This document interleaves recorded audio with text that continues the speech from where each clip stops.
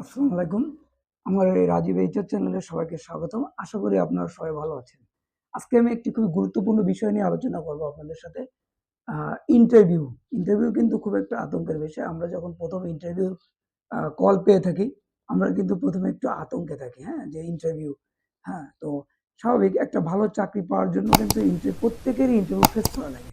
Fresher হোক আর experience হোক। তো আমি আজকে আমার এই ভিডিও দেখলে আপনার এই ইন্টারভিউ আতঙ্ক কেটে যাবে এবং ইন্টারভিউ নিয়ে আর কোনো কনফিউশন থাকবে না, হ্যাঁ? ক্লিয়ার কমন একটি প্রশ্ন নিয়ে আমি আজকে আলোচনা করব। সেটা আপনারা অবশ্যই মনোযোগ সহকারে দেখবেন আমার এই ভিডিওটি। তো আর আমার এই ভিডিওতে যারা আজকে নতুন তারা অবশ্যই লাইক, কমেন্ট, শেয়ার এবং আমার ওই বেল ঘন্টাটি বাজিয়ে দিবেন। তো আমি আজকে যে কমন কোয়েশ্চেনটা নিয়ে আলোচনা করতে চাই সেটি হচ্ছে ইন্ট্রোডিউস ইয়োরসেলফ। এটা কিন্তু প্রত্যেকটা ইন্টারভিউ বোর্ডে যারা ইন্টারভিউ নেয় তারা জিজ্ঞেস করবেই করবে।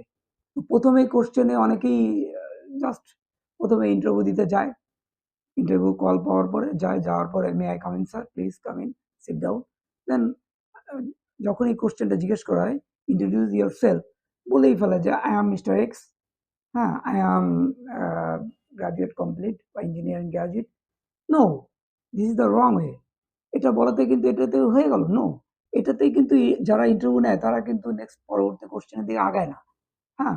তো আমি এই কোয়েশ্চেনের অ্যান্সারটা কিভাবে দিতে হবে সেই সম্পর্কে আমি আজকে আমার এই ভিডিওতে বলব। তো আমি সবাইকে একটু অনুরোধ করব আমার এই ভিডিওটি বেশি করে শেয়ার করতে। যাতে অন্যরাও দেখে একটু হলেও যাতে উপকৃত হয় এবং আমার মনে হয় এই ভিডিওটি দেখলে সবারই ইন্টারভিউ রিলেটেড আতঙ্ক কমে যাবে, হ্যাঁ? এবং সাবস্ক্রাইব করবেন সবাই। সাবস্ক্রাইব করে বেল আইকনটি বাজিয়ে দিবেন। তো আমি যে কোয়েশ্চেনের কথাতে বলতেছিলাম কমন কোয়েশ্চেন ইন্টারভিউতে যে আমরা ১ম এ যখন এই কোয়েশ্চেনটা জিজ্ঞেস করা হয় তখন বলে ফেলি যে আমার নাম, আমার বাবার নাম, আ আমি বিবাহিত না অবিবাহিত এগুলো নিয়ে আলোচনা। কিন্তু যারা ইন্টারভিউ নেয় তারা কিন্তু তার ব্যক্তিগত বিষয়ে তাদের আগ্রহই থাকে না। তারা কিন্তু এ বিষয়ে কোনো ইন্টারেস্ট না।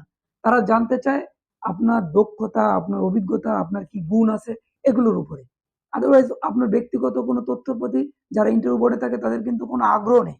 এজন্য আপনার ভিতরে খুবই কনফিডেন্স থাকতে হবে এবং আই কনট্যাক্ট, হ্যাঁ? যে কোয়েশ্চেন জিজ্ঞেস করা হবে এবং সেই কোয়েশ্চেনের অ্যান্সার খুবই সুন্দরভাবে গুছিয়ে আপনার গুণ, আপনার দক্ষতা, আপনার অভিজ্ঞতা এগুলোই প্রকাশ করতে হবে। তো এই জিনিসগুলা কিভাবে বলবেন আমি আজকে আপনাদের এই কোয়েশ্চেনের উত্তরটাই বলে দিব। তো আপনারা যদি এইভাবে বলেন অবশ্যই ইন্টারভিউ বোর্ড যারা থাকবেন তারা পরবর্তী কোয়েশ্চেনের দিকে আগাবে। আর যদি সিম্পল বলে ফেলেন যে আই এম রাজীব, হ্যাঁ? বা আমি গ্র্যাজুয়েট কমপ্লিট করেছি বা আমার ইঞ্জিনিয়ারিং গ্র্যাজুয়েট আছে। তো এটাতে কিন্তু মানে এটা কিন্তু অ্যাপ্রোপ্রিয়েট অ্যান্সার হইল না। তো কারেক্ট অ্যান্সার দিতে গেলে ওই যেটা বললাম যে আপনার নাম তো সিভিতে আছেই। আপনার বর্তমান ঠিকানা, আপনার কত হাইট, আপনার উচ্চতা সবকিছু কিন্তু এগুলোর প্রতি কোনো আগ্রহ নেই তাদের।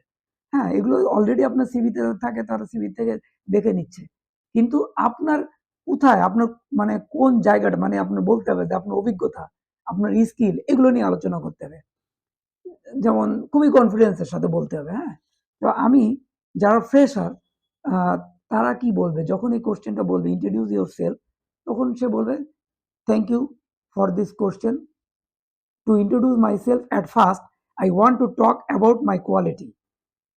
হ্যাঁ? মানে ১ম এই তার কোয়ালিটি মানে to introduce myself at first I want to talk about my quality. হ্যাঁ? তার কোয়ালিটি সম্পর্কে বলবে, হ্যাঁ? I am sincere, hmm, responsible, trustworthy, dedicated to my work. I have achieved MBA যার MBA থাকবে, BBA from ABC ইউনিভার্সিটি যে university থেকে pass করেছেন, ইন মার্কেটিং, ম্যানেজমেন্ট, অ্যাকাউন্ট যে সাবজেক্টে পাস করেছেন উইথ সিজিপিএ আপনার সিজিপিএটা বলবেন। কেউ যদি 3.75 কেউ 4 যে যেটা পাবে সেটাই। আম I came from Khulna, Bagerhat, Dhaka, Barishal যে ডিস্ট্রিক্ট থেকে এসেছেন। Thanks all of you.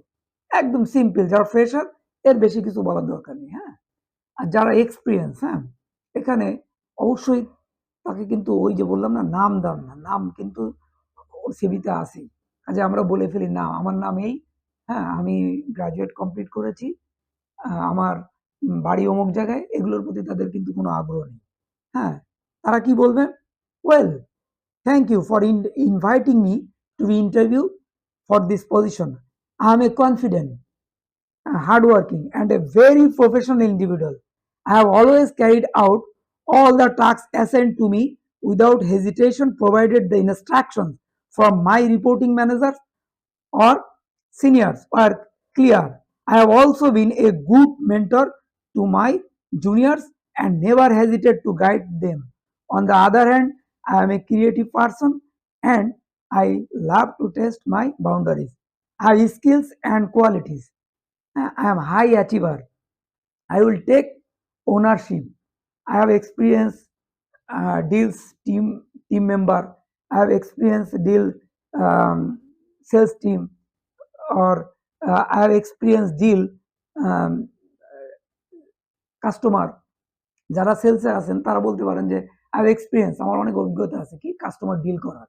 হ্যাঁ, মানে আপনার এর আগে, মানে আগের যে প্রিভিয়াস অর্গানাইজেশনে যে ধরনের মানে যে সাইডে কাজ করেছেন, আপনার যদি ওই রেসপন্সিবিলিটি গুলা যদি এই জবের জন্য যে রেসপন্সিবিলিটি গুলার সাথে মিলে যায়, তা আপনি যদি সেলসের জন্য ইন্টারভিউ দিতে আসেন, হ্যাঁ, তখন আপনি বলবেন যে আমি ওখানে আমার ওই অভিজ্ঞতাগুলো আছে কাস্টমার ডিল করার। হ্যাঁ, বা আমার প্রতিদিনের টার্গেট ছিল, এই টার্গেটটা প্রতিদিনের টার্গেটটা আমার অ্যাচিভ করা, বা আমি ম্যান অফ দি ইয়ার হয়েছিলাম, হ্যাঁ, বা আমি ম্যান অফ দ্য মান্থ হয়েছি, মানে আপনার যে রিওয়ার্ড বা অ্যাচিভমেন্ট আছে এটা বলবেন আপনি। তাহলে কিন্তু ইন্টারভিউ বোর্ড চিন্তা করবে যে না, আপনার অনেক অভিজ্ঞতা আছে এবং আপনি কনফিডেন্স, আপনার ওনারশিপ আছে, আপনি সেলফ ইনিশিয়েটিভ, আপনি সেলফ ডিসিপ্লিন, মানে আপনার ভিতরে এই যে পজিটিভ ওয়ার্ডগুলো আমি বললাম, আপনার সেই কনফিডেন্স আছে যেটাতে আপনি এই পজিশনের জন্য রাইট পারসন। কারণ যে একজন হায়ারিং ম্যানেজার বা রিক্রুটমেন্ট ম্যানেজার কি চায়? সে চায় রাইট টাইমে রাইট পজিশনে right man selection. Right man selection করতে গেলে কিন্তু যে হায়ারিং ম্যানেজার সে কিন্তু এগুলোই চিন্তা করে যে আপনার কি অ্যাচিভমেন্ট আছে, হ্যাঁ, আপনার কি ওনারশিপ আছে, আপনার কি কন্ট্রিবিউশন ছিল আগে কোম্পানিতে। আপনি যদি এইভাবে বলতে পারেন তাহলে কিন্তু আপনার সেকেন্ড কোশ্চেনে চলে যাবে এবং আপনাকে ইন্টারভিউ বোর্ড পছন্দ করবে। তো আমার মনে হয় আমি একটু হলেও আপনাদের কিছুটা হলেও মানে আপনাদের চেষ্টা করছি বোঝানোর। তো ইন্টারভিউ বোর্ড এটা ভয় পাওয়ার কিছু নেই। আপনাকে যখন একটা ইন্টারভিউতে কল করা হবে, আপনি পজিটিভলি রিসিভ করবেন, ফোনে হতে পারে, হ্যাঁ, বা আপনাকে টেক্সট করতে পারে। তো বলে আপনি আপনার সময় কখন ইন্টারভিউ হবে, হ্যাঁ, কোনো কিছু নিয়ে আসতে হবে কিনা, খুব পোলাইটলি এগুলো আপনি জেনে নেবেন এবং জেনে নিয়ে ইন্টারভিউ দিতে যাওয়ার আগে আপনার প্রোফাইল মানে সিভি যেখানে জমা দিয়েছিলেন যে পজিশনের জন্য, সেই জব রেসপন্সিবিলিটি গুলো ভালো করে দেখে যাবেন এবং আপনার পোশাক পরিচ্ছদ যেন খুব সুন্দর হয়, হ্যাঁ, ওয়েল অর্গানাইজড হতে যাবেন। আপনার খুব যে দামি পোশাক হওয়া লাগবে তা না, জাস্ট আপনার আয়রন করা পোশাক, সিম্পল পোশাক থাকবে, কোনো অসুবিধা নেই। হ্যাঁ, এবং আপনি ইন্টারভিউ বোর্ডে যাবেন, যাওয়ার আগে পারমিশন নিয়ে রুমে ঢুকবেন এবং খুব পজিটিভলি থাকবেন, খুবই পজিটিভ এবং খুবই সিম্পল। আপনাকে যে ইংলিশে আনসার দিবেন, ইংলিশে আনসার দিলেই যে আপনার চাকরি হয়ে যাবে তা কিন্তু না। আপনি ইংলিশ না পারেন, বাংলাতে সুন্দর করে বুঝিয়ে বলেন। হ্যাঁ, যে স্যার আমি একজন কঠোর পরিশ্রম করে করে এসছি আগের কোম্পানিতে এবং আমার এই রেসপন্সিবিলিটি গুলো ছিল এবং আমি এই রেসপন্সিবিলিটি গুলো দিয়ে আমি এই অ্যাচিভমেন্ট করেছি, বা এখানে আমি কস্ট মিনিমাইজ করছি, হ্যাঁ, বা আমি রেভিনিউ জেনারেট করছি, বা আমি কোম্পানির প্রফিট দিয়েছি, বা আমি কোম্পানির সেলস মানে সেলস গ্রোথ দিয়েছি। যে সেলসে কাজ করেন সে বলতে পারেন আমি একটা স্ট্র্যাটেজি নিয়েছিলাম স্যার প্রিভিয়াস অর্গানাইজেশন কি প্রত্যেক মাসে 1% গ্রোথ দিতে হবে। তাহলে কি প্রত্যেক মাসে 1% করে বাড়াতে বাড়াতে বা এক বছর আমার 10 to 12% গ্রোথ হয়েছিল। এটা আমার একটা অ্যাচিভমেন্ট।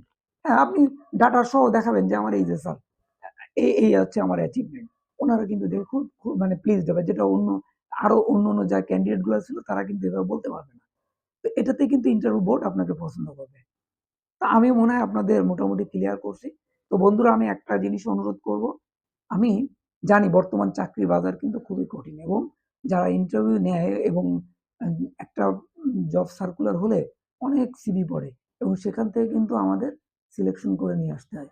তো আমরা কিন্তু প্রত্যেকটা ধাপে ধাপে কিন্তু সিলেকশন করে থাকি এবং যারা ইন্টারভিউ দিয়েছেন আপনারা তারাও দেখেছেন যে ইন্টারভিউ বোর্ড কতটুকু টাফ এবং খুবই বুঝে শুনে কৌশলে আপনি উত্তরগুলো দিবেন, হ্যাঁ? আশা করি আমার মনে হয় খুবই সিম্পলে, ভয় পাওয়ার কিছু নেই। কারণ খুবই সিম্পল থাকবেন এবং স্বাভাবিক থাকবেন, তাহলে দেখবেন যে আপনার ইন্টারভিউ আ সাকসেস রেট বেড়ে যাবে। অবশ্যই আপনার চাকরি হবেই হবে। তো আমি এই বলে আজকে আমার ভিডিওটি এখানেই শেষ করছি। তো সবাই আমার ভিডিওতে একটু উপকৃত হলেও অবশ্যই সাবস্ক্রাইব করবেন। হ্যাঁ, সাবস্ক্রাইব করে বেশি, বেশি করে শেয়ার করবেন। বেল আইকনটি বাজিয়ে দিবেন যাতে পরবর্তী আমার ভিডিও আসলে যাতে সবাই আপনারা পেয়ে যান এবং আমার এই ইন্টারভিউ রিলেটেড এই কমন কোয়েশ্চেনটি যাতে সবাই একটু হলেও যাতে উপকৃত হয় এজন্য সবাইকে শেয়ার করবেন। তো আমি এই বলে আজকে আমার ভিডিওটি এখানেই শেষ করছি। আসসালামু আলাইকুম।